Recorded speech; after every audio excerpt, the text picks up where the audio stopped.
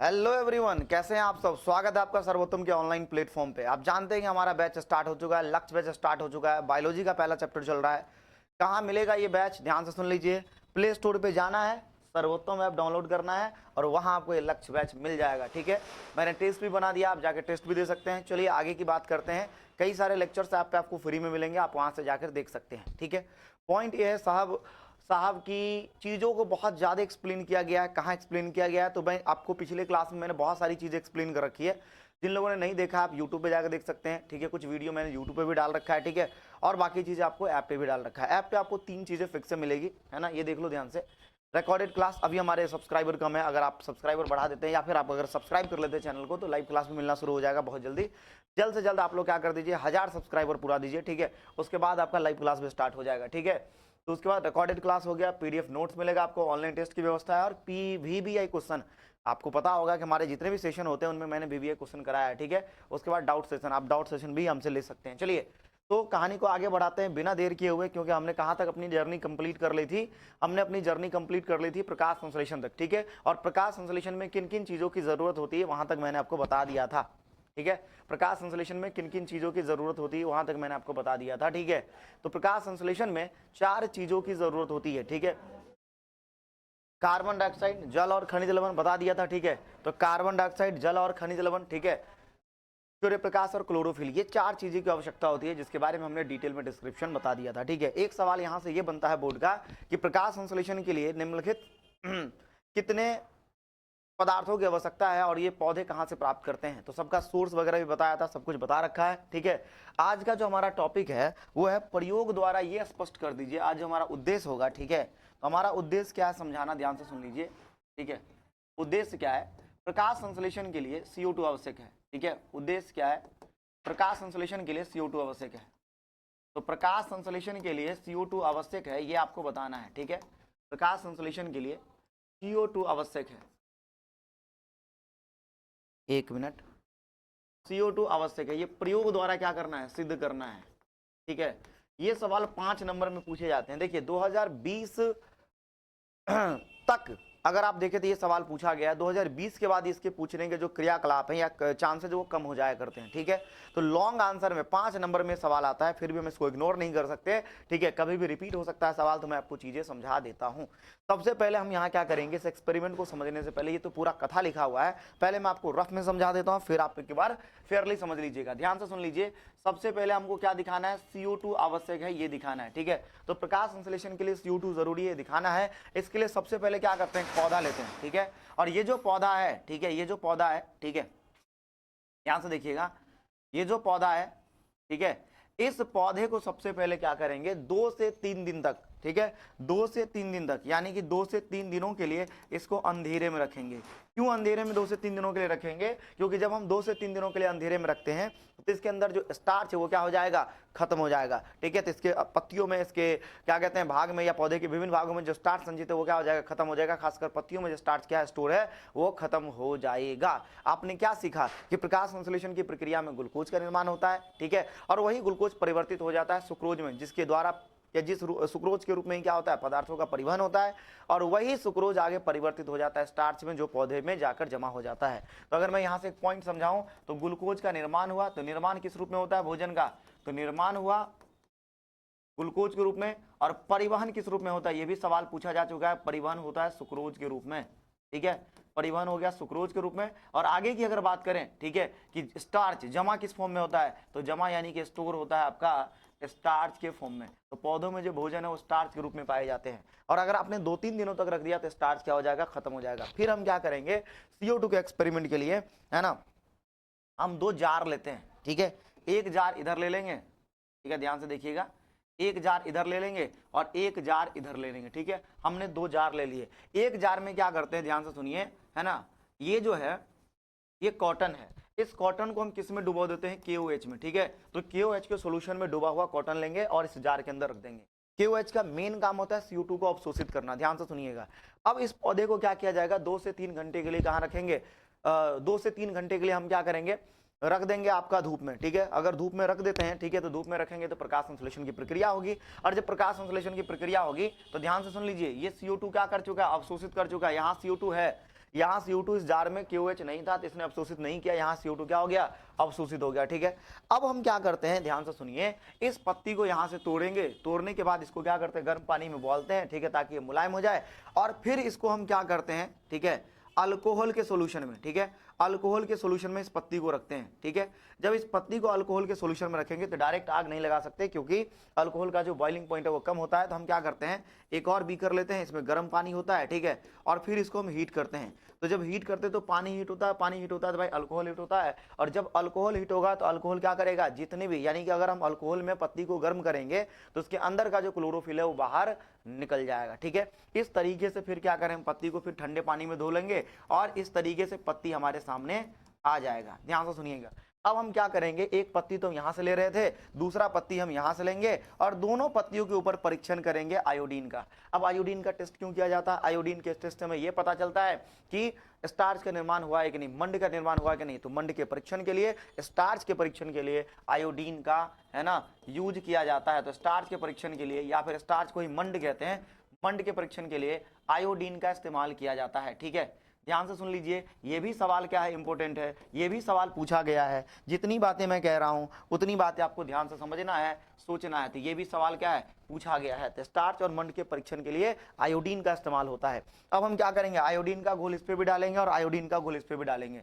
जब इसके ऊपर आयोडीन का टेस्ट किया गया, आयोडीन का घोल दिया गया, ठीक है, तो इसका जो टेस्ट है वो नेगेटिव आया, मतलब नीला काला कलर। ठीक है, जो पत्ती का नीला काला कलर है वो नहीं आया। अच्छा, नीला काला कलर आता है तो हम समझते हैं कि स्टार्च का निर्माण हुआ है, स्टार्च का टेस्ट पॉजिटिव आया है। यहाँ टेस्ट नेगेटिव आ गया, नीला काला का रंग नहीं आया, तो हम कह देंगे यहाँ क्या हुआ है, स्टार्च का निर्माण नहीं हुआ है। स्टार्च का निर्माण नहीं हुआ मतलब प्रकाश संश्लेषण का निर्माण, प्रकाश संश्लेषण की प्रक्रिया नहीं हुई है। जब इसके ऊपर हम आयोडीन टेस्ट किए, ठीक है, तो जब हम इसके ऊपर आयोडीन टेस्ट किए तो आयोडीन टेस्ट इसका क्या आया, पॉजिटिव आया। और जब इसका आयोडीन टेस्ट पॉजिटिव आया तो इसमें क्या आपको कौन सा रंग देखने को मिला, नीला काला रंग देखने को मिला। इससे मुझे ये पता चल गया कि भाई साहब प्रकाश संश्लेषण की प्रक्रिया हुई, स्टार्च का निर्माण हुआ, स्टार्च है मतलब क्या, प्रकाश संश्लेषण की प्रक्रिया हुई है।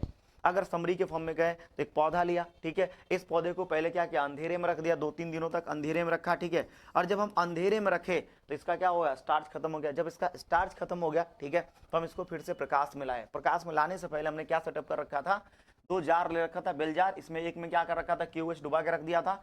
इसने क्या किया, सारा CO2 क्या किया, अवशोषित कर लिया। अब इसमें इसके पास क्या था, सब कुछ था, है ना, जड़ से जल और खनिज लवण अवशोषित हुआ, सूर्य प्रकाश। अब ये जो जार है ट्रांसपेरेंट जार है, पारदर्शी जार है, प्रकाश आर पार हो सकती है। सूर्य प्रकाश मिला, जल और खनिज लवण मिला, ठीक है, क्लोरोफिल मिला, लेकिन एक चीज नहीं मिला, वो है CO2। और CO2 नहीं मिलने के कारण प्रकाश संश्लेषण नहीं हुआ। प्रकाश संश्लेषण नहीं हुआ तो क्या है ना, स्टार्च का निर्माण नहीं हुआ, और स्टार्च का निर्माण नहीं हुआ तो आयोडीन का टेस्ट क्या आ गया, नेगेटिव आएगा, नीला काला क्षेत्र नहीं आया। ठीक है, तो एक समरी के फॉर्म में समझ लीजिए, CO2 नहीं था तो प्रकाश संश्लेषण नहीं हुआ CO2 नहीं था तो प्रकाश संश्लेषण नहीं हुआ। और अगर प्रकाश संश्लेषण नहीं हुआ, ध्यान से सुनिएगा, ठीक है, तो स्टार्च नहीं बना, और स्टार्च नहीं बना तो आयोडीन का टेस्ट, है ना, नेगेटिव आ गया। नेगेटिव टेस्ट का मतलब क्या होता है कि नीला काला क्षेत्र नहीं आया, नीला काला क्षेत्र नहीं आया। ठीक है, इसमें क्या हुआ भैया, CO2 था, है ना, तो CO2 था तो प्रकाश संश्लेषण हुआ, प्रकाश संश्लेषण हुआ। और जब प्रकाश संश्लेषण हुआ, ध्यान से सुन लीजिए, ठीक है, जब प्रकाश संश्लेषण हुआ तो स्टार्च का निर्माण भी हुआ, हाँ हुआ।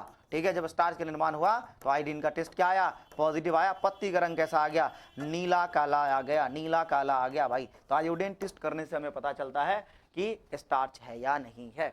ये वाली बात क्लियर है क्या, है ना, बता दीजिए मुझे, मुस्कुराते हुए बताइएगा, है ना। कहते हैं मुस्कुराना हर लड़की की अदा है, जो प्यार समझे वो गधा है। ठीक है, तो आपको अगर कोई मुस्कुरा कर देख ले तो आपको उतना लोड नहीं लेना है। क्यों, क्योंकि तुम ज्यादा लोड ले लिए तो दिक्कत हो जाएगा छोटू, तुम ज्यादा लोड ले लिए तो दिक्कत हो जाएगा। तो उद्देश्य क्या था, प्रयोग द्वारा ये बताना था कि CO2 आवश्यक है। पहली बात, पौधे को 24 से 48 घंटे के लिए, आप 2-3 दिनों के लिए अंधेरे में रख दीजिए, ठीक है, ताकि स्टार्च खत्म हो जाए।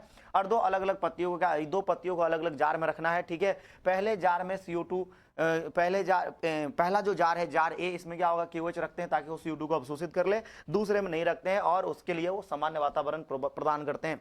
दूसरे में KOH नहीं रखे तो ताकि उसके अंदर क्या है, सामान्य वातावरण जैसी स्थिति बनी रहे।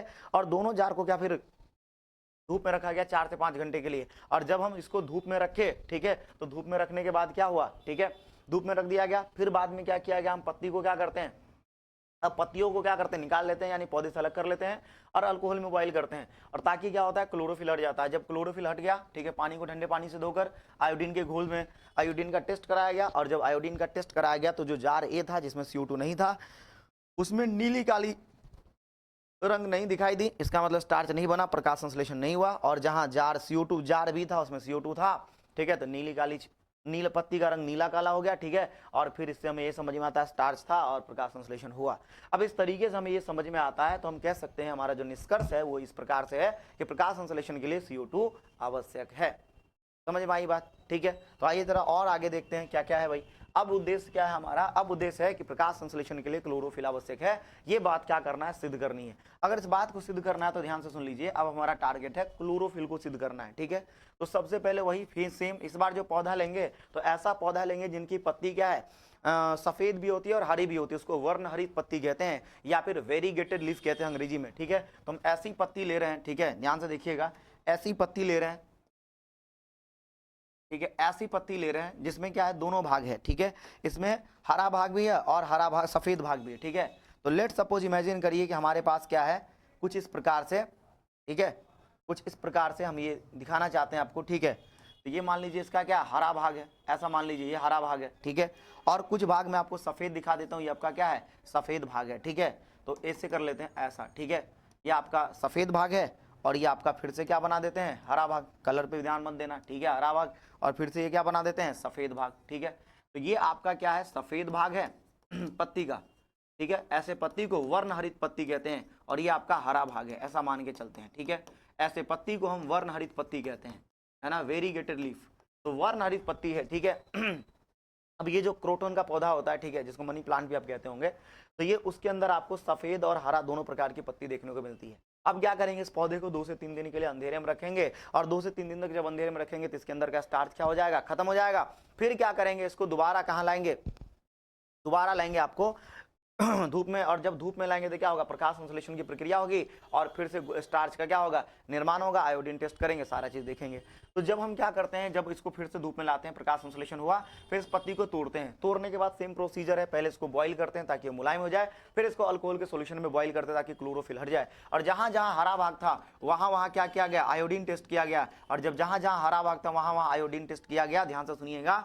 तो आयोडीन टेस्ट किया गया तो नीला और हरा रंग दिखाई, नीला और काला रंग दिखाई दिया, ठीक है, तो नीला काला रंग दिखाई दिया, और जहां जहां सफेद भाग था वहां जब आयोडीन टेस्ट किया गया तो नीला काला रंग दिखाई नहीं दिया, और जहां जहां नीला काला रंग नहीं दिखा, इसका एक ही मतलब है कि सफेद भाग में क्लोरोफिल नहीं होता, और क्लोरोफिल नहीं होगा तो प्रकाश संश्लेषण नहीं होगा, प्रकाश संश्लेषण नहीं होगा तो स्टार्च का निर्माण नहीं होगा, और स्टार्च का निर्माण नहीं होगा तो आयोडीन का टेस्ट पॉजिटिव नहीं नेगेटिव आएगा, नीला काला क्षेत्र पत्ती का, नीला काला पत्ती का रंग नहीं आएगा। यहाँ क्या था, हरा भाग था, मतलब क्लोरोफिल है, क्लोरोफिल है तो प्रकाश संश्लेषण हुआ, प्रकाश संश्लेषण तो आयोडीन टेस्ट क्या आया, पॉजिटिव, और कलर कैसा आया, नीला काला। तो इससे ये समझ में आता है कि पौधे के लिए प्रकाश संश्लेषण क्या है, जरूरी है। ये तो मैंने आपको समझा दिया, इसका पूरा चरण इस प्रकार से यहाँ लिखा हुआ है, ठीक है। सिद्ध करना अपने को क्या, पहले आप उद्देश्य लिखिएगा एग्जाम में, फिर आवश्यक सामग्री लिखिएगा कि एक वर्णहरित पत्ती लेना है, ठीक है, जिसमें सफेद और हरे भाग होते हैं, अल्कोहल लेना है, उबलता हुआ पानी लेना है, आयोडीन घोल लेना है, बीकर लेना है, बर्लन लेना है, चिमटी लेना है, सब इस प्रकार की चीजें आपको लिखनी पड़ेगी, ठीक है। और फिर चरण बाय चरण जो जो मैंने आपको कहा है उस तरीके से ये चरण बाय चरण लिखा हुआ है, इस तरीके से आप लिख सकते हैं। इसके अलावा देख लीजिए कि आपको अवलोकन भी करना है कि हरा भाग जो है वो नीला काला हो जाता है और सफेद भाग नहीं होता है, स्पष्ट अंतर कि प्रकाश संश्लेषण के लिए क्लोरोफिल क्या है, आवश्यक है, इसी तरीके से लिखना होता है, ठीक है। तो आपको इस प्रकार से लिखना पड़ेगा।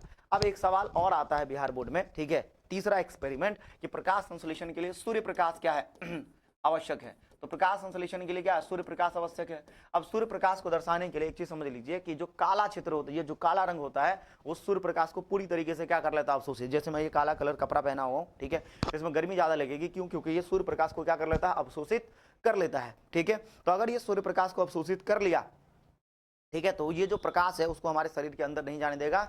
प्रकाश को जब अवशोषित करेगा तो प्रकाश में तापमान, प्रकाश के कारण क्या होगा, है ना, हीट प्रोड्यूस होगा, जिसके कारण हमें गर्मी लगेगी। तो सूर्य प्रकाश के ये काला रंग क्या करता है, सूर्य प्रकाश को अपने अंदर अवशोषित कर लेता है, आगे नहीं जाने देगा, ठीक है। तो ध्यान से सुन लीजिए, हम क्या करेंगे, एक पौधा लेंगे, फिर वही 2-3 दिन तक अंधेरे में रखेंगे, वो सारी प्रोसीजर सेम रहेगी। और फिर क्या करेंगे, देखो ध्यान से, जब हम 2-3 दिन के बाद उसको अंधेरे से बाहर निकालेंगे तो इसको क्या करेंगे, ध्यान से सुनिए, इस आधी पत्ती को, ठीक है, इस आधी पत्ती को काले कपड़े से ढक देंगे इस तरीके से, है ना, काले कपड़े से क्या करेंगे, ढक देंगे। तो आधी पत्ती को हम क्या करते हैं, इस तरीके से काला रंग से क्या करते हैं, ढक देते हैं। ठीक है, तो आधी पत्ती को हमने क्या किया, काला रंग से ढक दिया। जब पूरी तरीके से आधी पत्ती को हम काला रंग से ढक देंगे, ठीक है, ध्यान से देख लीजिए, इस तरीके से काला रंग से क्या किया हमने, ढक दिया। तो जब हम काला रंग से ढकेंगे तो इसके ऊपर जो सूर्य प्रकाश है वो पड़ेगा नहीं। अब जब सूर्य प्रकाश इसके ऊपर जब सूर्य प्रकाश पड़ेगा तो सूर्य प्रकाश को पत्ती को अवशोषित करने देगा नहीं। क्या करेगा ये, यही सूर्य प्रकाश को क्या कर लेगा, अवशोषित कर लेगा। तो इस तरीके से काला कपड़ा क्या करेगा, सूर्य प्रकाश को अपनी तरफ, सूर्य प्रकाश को क्या करेगा, खुद ही अवशोषित कर लेगा। जब खुद सूर्य प्रकाश को खुद ही अवशोषित कर लेगा तो ध्यान से सुनिए, अब पौधे को ये जो खुला हुआ भाग है, ठीक है, तो इस भाग को क्या सूर्य प्रकाश मिला। तो अगर इस भाग को सूर्य प्रकाश मिलेगा, ध्यान से सुनिए, इस भाग को सूर्य प्रकाश नहीं मिलेगा। सूर्य प्रकाश मिला, ठीक है, तो प्रकाश संश्लेषण हुआ।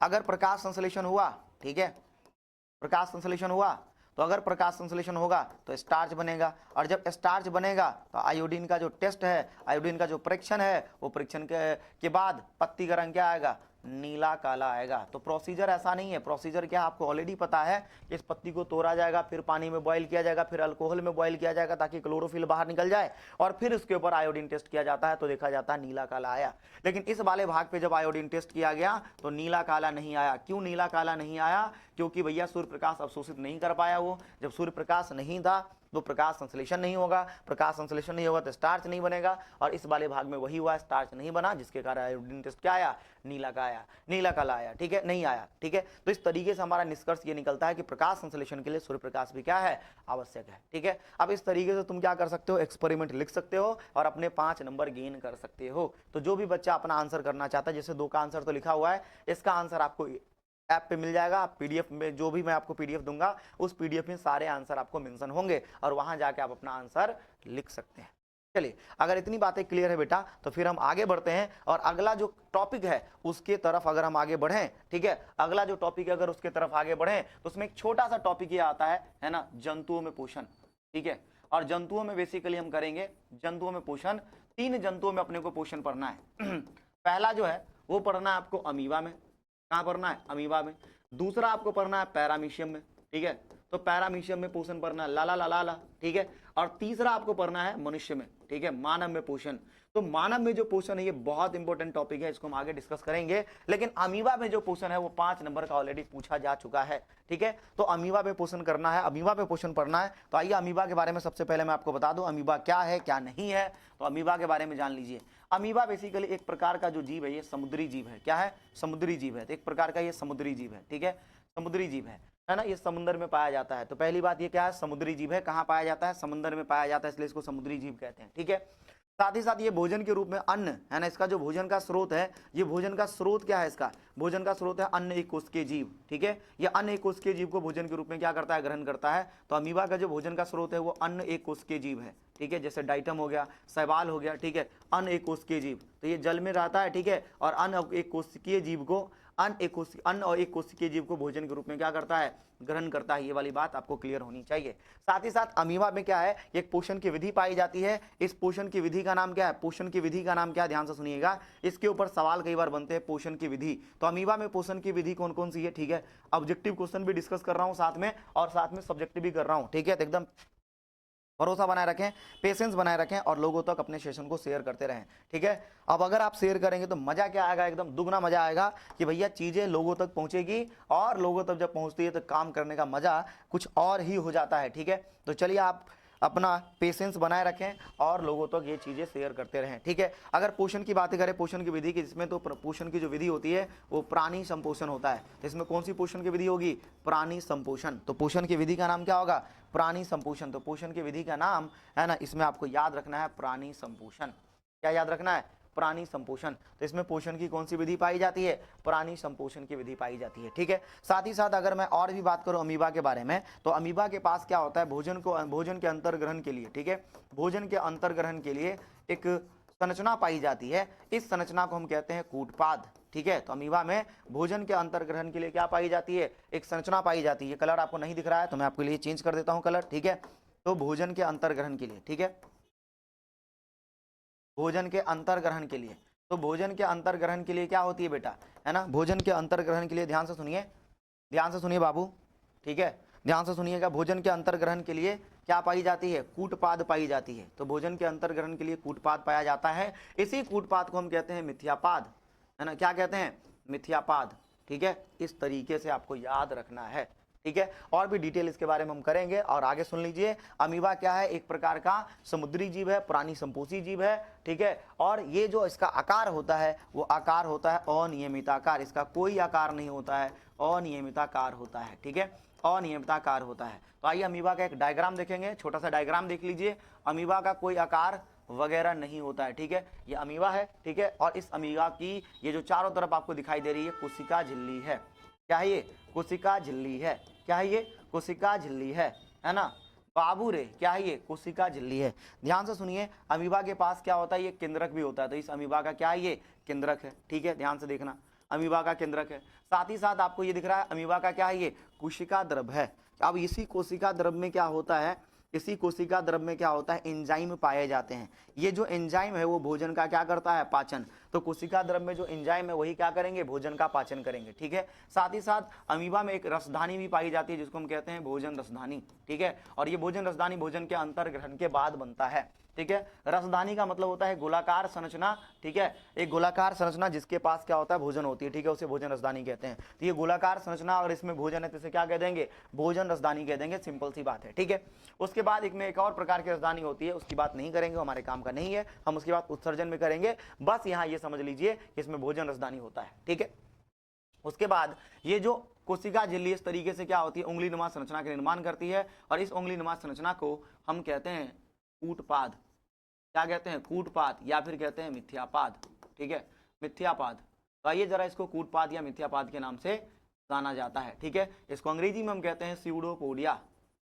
स्यूडो का मतलब फॉल्स और पोडिया का मतलब फीट।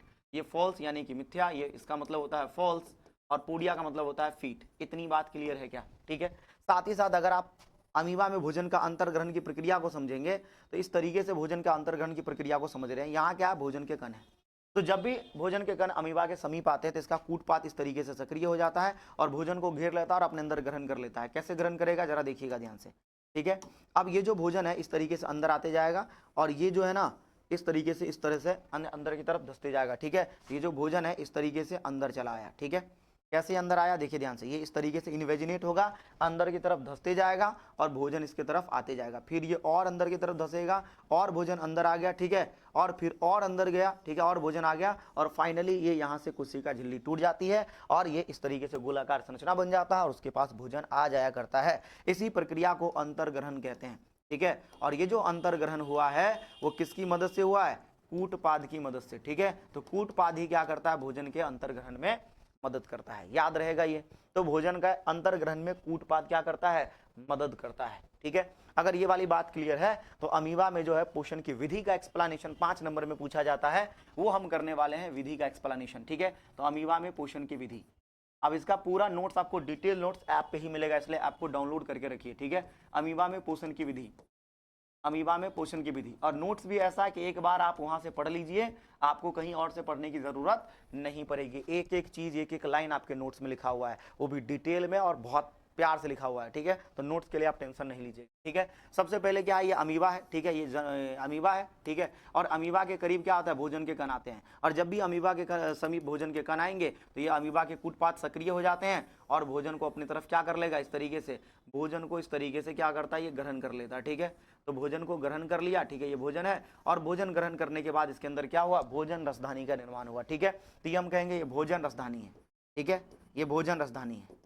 अब न्यूक्लियस वगैरह नहीं बनाया है। ठीक है, भोजन रसधानी है, केंद्रक वगैरह नहीं बनाया। कोशिका द्रव आप जानते हैं कोशिका द्रव है, और केंद्रक वगैरह इसमें अभी नहीं बनाया, यहाँ केंद्रक होता है, ये बात मान के चलिएगा। ठीक है, तो भोजन का अंतर्ग्रहण हुआ, तो यहाँ क्या दिखाया गया है, अंतर्ग्रहण। अब देखिए अमीबा में जो पोषण की विधि वो 5 चरणों में होती है। कितने चरणों में, 5 चरणों में। ठीक है, कौन कौन सा चरण है, पहला चरण है अंतर्ग्रहण। ठीक है, जैसे हमारे पास भी भोजन में, हमारे शरीर में भी जो भोजन का जो पोषण, हमारा जो पोषण होता है वही 5 चरण में होता है। ठीक है, तो हम भी 5 चरणों में पोषण को पूरा करते हैं, ये भी 5 चरणों में पोषण को पूरा करता है। तो हम कहते हैं कि हमारे ही समान इसके अंदर क्या है, पोषण की विधि है। तो पहले क्या होगा, अंतर्ग्रहण। ठीक है, पैरामीशियम में भी यही होता है, जो प्रोसेस यहाँ बता रहे वो प्रोसेस पैरामीशियम में भी बताएंगे। अंतर्ग्रहण हो गया, उसके बाद कब हो गया, है ना, अंतर्ग्रहण के बाद होता है पाचन, और ये एंजाइम के द्वारा होता है। फिर उसके बाद होता है अवशोषण।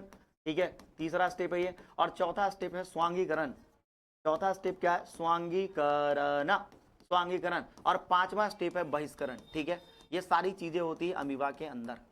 अब जरा देखना, एक बार अंतर्ग्रहण हो गया, भोजन रसदानी का निर्माण हो गया, और भोजन रसदानी के निर्माण के फलस्वरूप क्या होगा? ये जो अमीबा है, ठीक है, इसमें जो भोजन रसदानी है, अब ये जो भोजन रसदानी, इससे क्या होगा? कोशिका द्रव से एंजाइम आया, ठीक है, और कोशिका द्रव से एंजाइम आकर क्या आकर? एंजाइम, ये एंजाइम क्या करेगा? भोजन का पाचन कर देगा। ठीक है, तो वो जो दूसरा स्टेप है इसको हम क्या कहते हैं? पाचन। पहला स्टेप अंतर्ग्रहण और दूसरा स्टेप क्या है? पाचन है। ठीक है, उसके बाद क्या हो रहा है? ध्यान से सुनिए, इस तरीके से, ठीक है, इस तरीके से ये अमीबा है, और अमीबा में भोजन का पाचन हो चुका है, और पाचन होने के बाद ये जो भोजन रसधानी है, तो भोजन रसधानी से भोजन कहाँ चला जाता है? कोशिका द्रव में फैला दिया जाता है। इस प्रक्रिया को हम कहते हैं अवशोषण। क्या कहते हैं? अवशोषण। तो भोजन रसधानी में भोजन के पाचन के फलस्वरूप, है ना, भोजन को कोशिका द्रव में फैला दिया जाता है, उसी को क्या कहते हैं? अवशोषण। अब जैसे भोजन को कोशिका द्रव में फैला दिया जाएगा, ठीक है, ध्यान से सुनना, अब कोशिका द्रव में क्या किया गया? फैला दिया गया, तो ये भोजन जो है इस तरीके से पूरे कोशिका द्रव में फैल जाता है। तो भोजन इस तरीके से कोशिका द्रव में क्या हो गया? फैल गया। इस प्रक्रिया को हम कहते हैं स्वांगीकरण। क्या कहते हैं? स्वांगीकरण। तो कोशिका द्रव में भोजन का फैलना क्या कहलाएगा? स्वांगीकरण।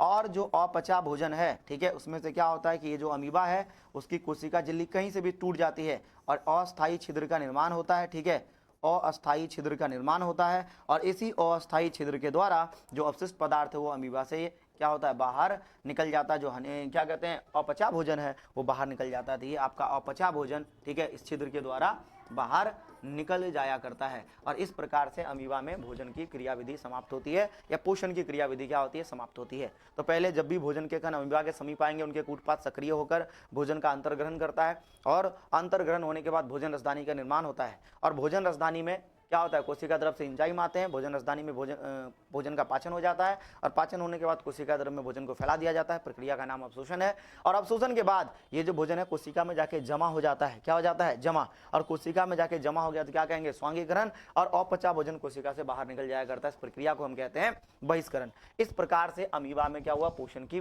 क्रियाविधि समाप्त होती है। अब जरा देखो ध्यान से, एक और छोटा सा टॉपिक है जो है पैरामीशियम में पोषण। ठीक है, अगर हम पैरामीशियम में पोषण की बात करें तो पैरामीशियम क्या है पहले ये समझ लीजिए। पैरामीशियम क्या होता है? इसका आकार चप्पल के जैसा होता है, ये चप्पल के जैसा आकार का होता है। ठीक है, और इसके बॉडी पे इस बाल उन्माद संरचना होती है जिसको हम कहते हैं सीलिया। सीलिया का मतलब झाड़ू की तीलियां। सीलिया का मतलब क्या? झाड़ू की तीलियां। सीलिया क्या होता है? एक ही डायरेक्शन में क्या करती है? मूव करती है। जैसे कभी आपने झाड़ू लगाया क्या? अरे आपने नहीं लगाया होगा तो लगाते हुए जरूर देखा होगा। तो जब झाड़ू लगाते तो झाड़ू क्या होता है? एक ही दिशा में क्या करती है? गति करती है ना, तब वो सफाई होता है। क्या कभी आप किसी को ऐसे झाड़ू लगाते हुए देखे हो? अगर मैं आपको दिखाऊं, क्या कभी किसी को ऐसे झाड़ू लगाते हुए देखे हो? ठीक है, क्या कभी ऐसे झाड़ू लगाते हुए देखे हो? अगर ऐसे झाड़ू लगाएगा ना तो क्या होगा? आधा कचरा इधर आधा कचरा इधर। ठीक है, ऐसे नहीं करता है। जैसे झाड़ू एक ही दिशा में क्या होती है? मूव करती है, उसी तरीके से सीलिया भी एक ही दिशा में क्या करता है? गति करता है। तो पहली बात, ये जो पैरामीशियम है इसका आकार निश्चित नियमित होता है। ठीक है, तो इसका आकार क्या है? नियमित है। पहली बात है ना, आकार क्या है? नियमित है, नियमित आकार है। दूसरी बात भैया कि इसके शरीर पे क्या होता है? सीलिया पाया जाता है। ठीक है, और सीलिया इसका क्या है? प्रचलन अंगक है। प्रचलन अंगक है। प्रचलन अंग का मतलब क्या होता है? इसको गति करने में, यानी एक जगह से दूसरे जगह जाने में क्या करता है? मदद करता है, इसलिए इसको प्रचलन अंग कहते हैं। दूसरी बात, सीलिया के कारण ये भोजन के अंतर्ग्रहण में भी मदद करता है। ठीक है, तो सीलिया भोजन के अंतर्ग्रहण में भी क्या करता है? मदद करता है। ठीक है, अंतर्ग्रहण में भी क्या करता है? मदद करता है, पहली बात। ठीक है, आगे की बात अगर करें तो सीलिया जो है, ठीक है, ये जो सीलिया है इसमें भोजन ग्रहण करने का एक निश्चित स्थान होता है। जैसे अमीबा में ऐसा कुछ नहीं था, तो भोजन ग्रहण करने का क्या होगा? निश्चित स्थान, जिसको हम साइटोसोम कहते हैं। क्या कहते हैं? साइटोसोम। ठीक है, साइटोसोम कहते हैं।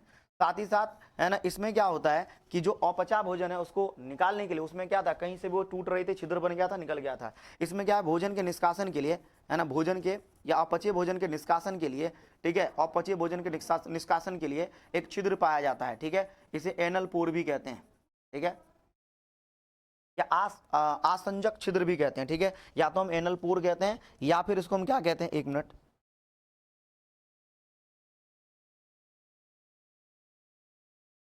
बाद में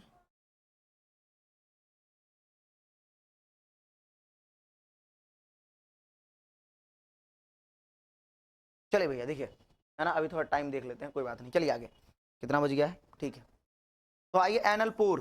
तो अगर हम एनल पोर की बात करते हैं, ठीक है, तो क्या बोल रहे थे, निष्कासन के लिए, तो भोजन यानी अपचा भोजन के निष्कासन के लिए, ठीक है, तो अपचा भोजन के निष्कासन के लिए क्या होता है, एनल पोर पाया जाता है, यानी कि अरे फिर कॉल कर दी।